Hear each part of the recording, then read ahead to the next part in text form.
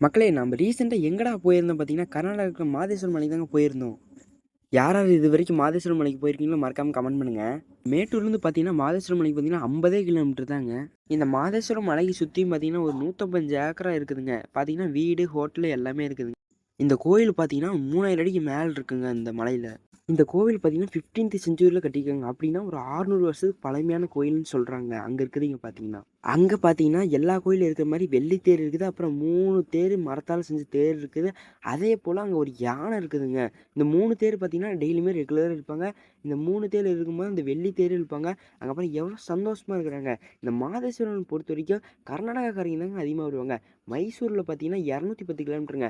மைசூர்லேருந்து மாதேஸ்வரம் மலைக்கு வந்து 210 கிலோமீட்டர் தாங்க.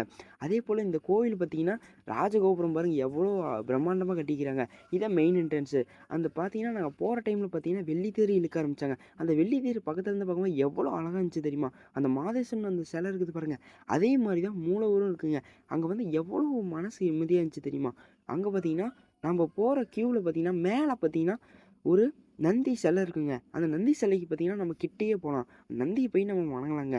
அதேபோல கிட்ட வந்து பார்த்தீங்கன்னா, மாதேஸ்வரர் ஓவர் வியூ பார்க்கலாங்க. அங்கருந்து பார்த்தீங்கன்னா, மாதேஸ்வரனோட மூலவரோட கோபுரமும் அங்கேருந்து பார்த்தீங்கன்னா, பெரிய சிலை அங்கேருந்து பார்க்கலாங்க. அதேபோல நம்ம அடுத்தது பார்த்தீங்கன்னா, அன்னதானம் ஸ்ட்ரெயிட்டா போயிட்டேங்க. சாமிலாம் தரிசனம் முடிச்சோனையுமே, வெளியில பார்த்தீங்கன்னா, அந்த நந்தி சிலைக்கு ஆப்போசிட்லயே பார்த்தீங்கன்னா, அன்னதானம் போடுறாங்க.